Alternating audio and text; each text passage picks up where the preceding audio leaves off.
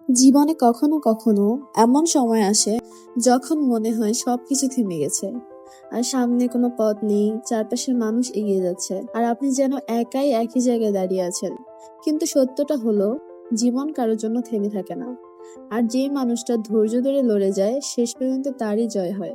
মনে রাখবেন, বড় স্বপ্ন দেখলে বড় কষ্ট সহ্য করতে হয়। যে মানুষটা আজ সফল, সে একদিন অসংখ্য ব্যর্থতার মুখোমুখি হয়েছিল, কিন্তু পার্থক্যটা হলো সে থেমে যায়নি। মানুষ আপনাকে নিয়ে হাসবে, আপনার ব্যর্থতা দেখবে, আপনাকে ছোট করে কথা বলবে, কিন্তু একদিন তারাই আপনার সাফল্যের গল্প বলবে। জীবনে সবসময় সহজ পথ বেছে নিলে বড় কিছু পাওয়া যায় না। কঠিন পথই মানুষকে শক্ত করে তোলে, সাহসী করে এবং অন্যদের থেকে আলাদা করে তোলে। যখন মনে হবে আর পারছেন না, তখন একটু থামবেন, গভীর শ্বাস নেবেন, তারপর আবার শুরু করবেন। কারণ হাল ছেড়ে দেওয়া মানুষ আর চেষ্টা চালিয়ে যাওয়া মানুষের শেষটা কখনোই এক হয় না। মনে রাখবেন, আপনার স্বপ্নের মূল্য কেউ বুঝবে না যতক্ষণ না আপনি তা সত্যি করে দেখাবেন। তাই অন্যের কথায় নয়, নিজের বিশ্বাসে চলতে শিখেন। প্রতিদিন একটু একটু করে নিজেকে উন্নত করেন।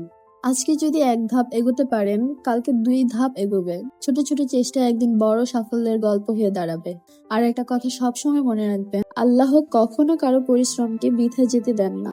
হয়তো আপনি আজ কষ্ট পাচ্ছেন, অপেক্ষা করছেন, কিন্তু এই অপেক্ষার মধ্যেই আপনার জন্য ভালো কিছু তৈরি হচ্ছে। তাই হতাশ হওয়া যাবে না, নিজের উপর বিশ্বাস রাখতে হবে, চেষ্টা চালিয়ে যেতে হবে। একদিন ঠিকই এমন সময় আসবে যখন আপনি পিছনে ফিরে তাকিয়ে বলবেন, ভালোই হয়েছিল, আমি তখন হাল ছাড়িনি।